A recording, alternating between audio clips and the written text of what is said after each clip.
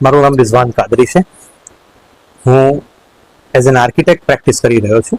એટલે રિયલ એસ્ટેટથી ઘણા વર્ષોથી જોડાયેલો છું. ડેફિનેટલી તમારો ક્વેશ્ચન એ છે કે ગવર્મેન્ટને નામ બદલવાની કેમ જરૂર પડી.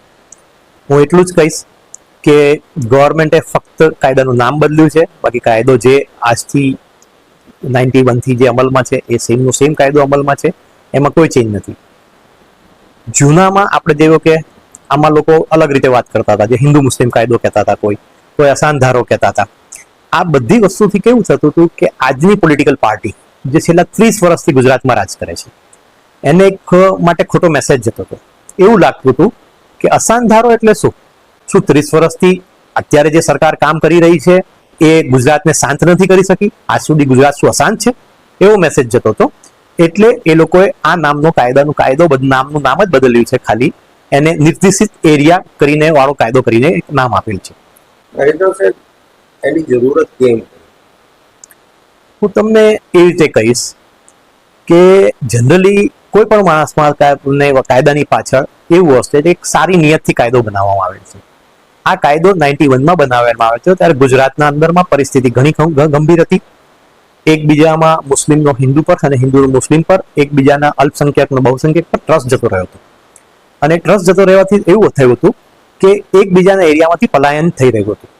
તો ક્યાંક એ પલાયનનો કોઈ તકવાદી લોકો ફાયદો ના ઉપાડે અને લોકોને ધાક ધમકી સાથે અથવા એને ખોટી ભાવથી એટલે ખોટી કિંમતથી ખરીદી ના, એ નિયતથી આ કાયદો લાવવામાં આવ્યો હતો. કાયદો ઘણી સારી નિયતથી લાવવામાં આવ્યો હતો અને જનરલી કાયદો સારી નિયતથી જ લાવવામાં આવે છે, કેમ કે ઇન્ડિયાનું બંધારણ, આપણા દેશનું બંધારણ બધાને સરખો ગણે છે અને બંધારણમાં ફંડામેન્ટલ રાઇટ્સ આપેલા છે, એમાં આ બધી વસ્તુની ગણતરી પણ કરવામાં આવે છે. પણ થાય છે શું, આ કાયદાના કેટલીક રાજકીય પાર્ટીઓ અને કેટલાક જે કહેવાય દેશના દુશ્મનોને જ કહીશ અથવા બીજા વર્ડમાં કહીએ તો આતંકી જ કહી શકાય, કે જે દેશનું ખોટું ઈચ્છતા હોય એને આતંકી જ કહી શકાય, એવા લોકો આનો ખોટો ફાયદો ઉપાડવા માટે ક્યાંક ને ક્યાંક એનો મિસયુઝ કરી રહ્યા છે. અને આનો રાજનીતિક દળો પણ કેટલીક રીતે ખોટો ફાયદો ઉપાડી રહ્યા છે. જેવી રીતે ક્યાંક હું તમને એક્ઝામ્પલ આપું, લાસ્ટ ટાઈમ અત્યારની જે સરકાર છે એ સરકાર 156 સીટો જીતીને આવી છે. ઇવન ધો આપણે જે કહેવાય કે આ છેલ્લું ઇલેક્શન થયું હતું એના પહેલા આ સરકારે 25 વર્ષ રાજ કરેલ છે. ઇવન ધો આમને આ કાયદો લાવવાની કેમ જરૂર પડી અને કેમ આજ આ કાયદાને વધારતા જાય છે. અત્યારે ગુજરાતના તકરીબન નિયરલી એવું કહી શકાય કે 36 સિટીમાં આ કાયદો લાગુ પડી રહ્યો છે. અને આ કાયદાને લાગુ પડ્યા સિવાય કાયદામાં એક એવું પણ વાત એડ કરવામાં આવેલ છે કે કાયદો જ્યાં લાગુ હોય એના 500 મીટરના રેડિયસમાં એરિયા પણ આની ઇફેક્ટ આવી રહ્યા છે. હવે થઈ શું રહ્યું છે, આ કાયદાની ઇફેક્ટથી ઘણા લોકો અફેક્ટેડ લોકો થઈ રહ્યા છે, તકલીફમાં ઘણા બધા લોકો આવી રહ્યા છે. એટલે કાયદાનો વિસ્તાર જનરલી બહુ વધતો જાય છે અને વિસ્તાર વધવાથી એ જ થઈ ગયું હતું કે ગવર્મેન્ટે એવો મેસેજ આપ્યો હતો કે ભાઈ ગુજરાતનું એક્ઝામ્પલ એવું કહી શકાય કે ગુજરાતનો નિયરલી 30-35% એરિયા એવો થઈ ગયો છે કે આ કાયદામાં આવી જાય છે. તો ક્યાંક ગુજરાતમાં 35% એરિયા શાંત નથી, અશાંત છે, ક્યાંક ગવર્મેન્ટ લો એન્ડ ઓર્ડર કરવામાં નિષ્ફળ ગઈ છે, એવો ક્યાંક મેસેજ ના જાય એના માટે જ આ કાયદાનું નામ બદલ્યું છે.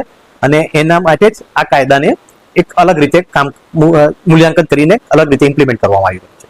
શું ગુજરાત સરકાર આ કાયદા લાવવા પાછળ મુસલમાનોને હેરાન કરવા મકસદ છે? ડેફિનેટલી પહેલી નજરમાં તો તમે જે કહો છો એ વસ્તુ લિટરલી સાચું જ છે અને સાચું દેખાઈ પણ રહ્યું છે. કેમ કે આમાં થઈ શું રહ્યું છે કે ભારતમાં કાયદો છે કે ભારતનો ગમે તે મુસ્લિમ દેશમાં ગમે ત્યાં કોઈ પણ પ્રોપર્ટી લઈ શકે. ઇવન આજમાં કે મોદીજીને જયારે આપણે જે કાયદો કર્યો ત્યારે કાશ્મીરમાં કાયદો કહેતા હતા કે 370 કલમ કેમ કેન્સલ કરવા પણ વાત કરતી કે 370 કલમમાં કાશ્મીરીઓને એક સ્પેશિયલ દરજ્જો આપવામાં આવ્યો હતો કે એમને ત્યાં પ્રોપર્ટી આપણે કોઈ પણ ઇન્ડિયાઓ પ્રોપર્ટી ના લઈ શકે. તો એ જ કહેવામાં આવતું હતું કે બીંગ અ ઇન્ડિયન, કેરાલાનો ઇન્ડિયન કેમ કાશ્મીરમાં જગ્યા ના લઈ શકે, કાશ્મીરમાં જગ્યા ના લઈ શકે. એટલા માટે આપણે બધાએ લોકોએ 370 નો વિરોધ કર્યો અને 370 નો વિરોધ કરીને 370 કલમ કેન્સલ કરવા માટેની જદ્દોજહદ કરી. શું ઇવન ધો એ જ કલમને ધ્યાનમાં જે ઓર્ડર કર્યા છે એને ઇમ્પ્લિમેન્ટ કરવા માટે ક્યાંક નાના રીતે ફ્રેગમેન્ટ ઇમ્પ્લિમેન્ટ કરવામાં આવી રહ્યો છે કે આજ અલ્પસંખ્યક અને બહુસંખ્યક અલગ અલગ એરિયામાં ક્યાંક ના રહી જાય અને ઘેટો બનાવવા માટેનો આ કાયદો બનાવી રહ્યો છે એવું કંઈક લાગી રહ્યું છે. આ કાયદાથી ઘેટોઇઝમ વધી રહ્યું છે અને આ કાયદાની હોવાથી ક્યાંક રાજકીય પાર્ટીઓની ગણતરીઓ અલગ અલગ પડી રહી છે અને અલગ અલગ ગણતરી કરી રહ્યા છે. એટલે એ રીતે તમે કહો છો એ પ્રમાણે ડેફિનેટલી પરેશાન કરવાની પહેલી નજરમાં દેખાય છે. પણ હું એમ કહીશ મુસલમાન અલ્પસંખ્યક પરેશાન છે પણ પીડિત નથી. પીડિત બહુસંખ્યક છે. પીડિત કોણ છે એ હું તમને સમજાવું, થોડું ડેફિનેશન એક્સપ્લેન કરવાની ટ્રાય કરું કે ભાઈ જે કંઈ પ્રોપર્ટી માણસ જે લઈ રહ્યો છે એ પ્રોપર્ટી કોની લઈ રહ્યો છે. થઈ એવું રહ્યું છે કે એક્ઝામ્પલ હું તમને એક્ઝામ્પલ સાથે આપું. પારડીની અંદરમાં રસ રાજેશ્વર ફ્લેટ, કોઠાવાળા ફ્લેટ અને સિદ્ધગીરી એપાર્ટમેન્ટ કરીને છે. ત્યાં જે લોકો પૈસાવાળા 80% સુખી હતા એ લોકો ખાલી કરીને જતા રહ્યા છે, અને જે લોકોને પૈસાની તકલીફ છે એ લોકો હજુ પણ ત્યાં છે. આ બધા ફ્લેટો પડું થઈ રહ્યા છે, અને ફ્લેટ ત્યાંના જ એમએલએ બડી જોરજોશથી કહે છે કે જો એ પ્રોપર્ટી 100 રૂપિયાની પ્રોપર્ટી હોય તો ત્યાંનો લોકલ મુસ્લિમ લે છે તો એનો 30 થી 40% વધુ ભાવ આપે છે. પરંતુ એ પ્રોપર્ટી એવી જગ્યાએ થઈ ગઈ છે અને એ જગ્યા નિર્દિષ્ટ એરિયા અથવા અશાંત એરિયામાં હોવાથી ત્યાંની પ્રોપર્ટી એ લોકો વેચી નથી શકતા. હવે વિચાર કરો, એ જ આપણો હિન્દુ ભાઈ જે ઇન્ડિયન પણ છે પણ એ લોકો તકલીફમાં છે, એ લોકો પીડિત છે. એ લોકોની એવી હાલત થઈ ગઈ છે કે એ લોકોની પ્રોપર્ટી 50 લાખ કરોડ રૂપિયાની પ્રોપર્ટીનો આજે વેલ્યુ 0 થઈ ગઈ છે. એ પ્રોપર્ટી એ લોકો વેચી નથી શકતા. એ લોકો પ્રોપર્ટીને સારી કિંમત પણ આવે છે તો પણ નથી વેચી શકતા. સેમ ટુ સેમ રેટમાં સમજો કે એ જ હિન્દુ બીજા ભાઈને વેચવા જાય તો 100 રૂપિયાની પ્રોપર્ટી કોઈ 80 રૂપિયામાં પણ ખરીદવા માટે તૈયાર નથી. એટલે જ એ વસ્તુને છે જ્યારે મુસ્લિમ એ પ્રોપર્ટી 130 થી 140 રૂપિયા આપવા પણ તૈયાર છે. એટલે વિચાર કરો, પીડિત મુસલમાન આ કાયદો હોવાથી મુસલમાન પ્રોપર્ટી લે તો અટકી જશે, પણ એને પરેશાન થશે, નુકસાન નહીં થાય.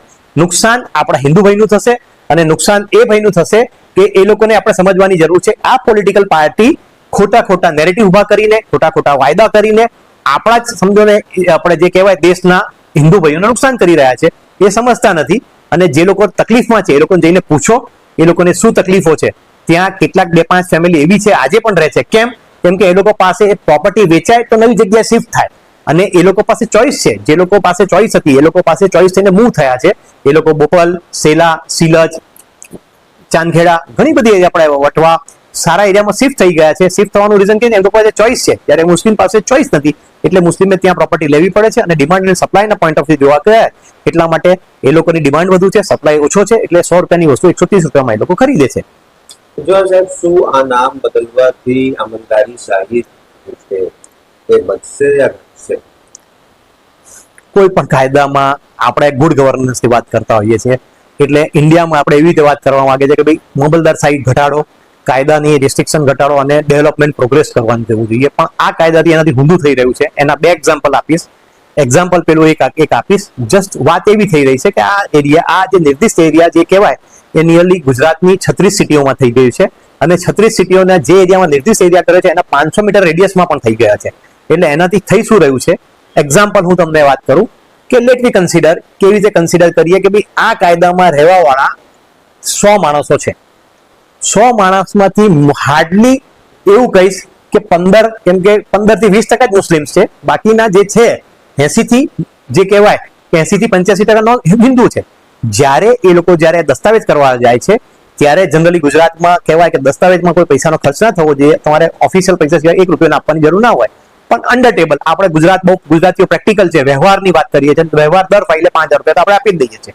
પરંતુ આ કાયદો આવવાથી મારા એક નોન મુસ્લિમ ફ્રેન્ડે મને બિલ્ડર અને મને એવી વાત કરી કે મહેસાણામાં એ લોકોને એવું થઈ ગયું છે કે પહેલા 1 દિવસમાં એ લોકોનો દસ્તાવેજ થઈ જતો હતો, આજે 15 દિવસ નીકળી જાય છે, અને એક ફાઇલે એમને 15000 રૂપિયાનો ખર્ચો થઈ ગયો છે. એટલે આ કાયદો આવવાથી અમલદારી વધશે, અને અમલદારી સાથે કરપ્શન વધશે, અને કરપ્શન ગુજરાતના માટે કાળા અક્ષરે લખાશે કે ગુજરાતમાં કરપ્શન કેટલું વધી ગયું છે. એટલે ગુજરાતની આપણું જ ગુજરાત છે, આપણા ગુજરાતની ગવર્મેન્ટે સમજવાની જરૂર છે કે આ કરવાથી એમનું નામ બદનામ થઈ રહ્યું છે અને આપણા હિન્દુ ભાઈઓ તકલીફમાં પરેશાન થઈ રહ્યા છે. એટલે ખોટી નેરેટિવ ઊભું ના કરે અને આને પ્રોપરલી સિસ્ટમેટિક લોકો પાસે લઈ જાય અને આને પ્રોપરલી એક સારી રીતે ઇમ્પ્લિમેન્ટ કરે એ વસ્તુ જરૂરી છે.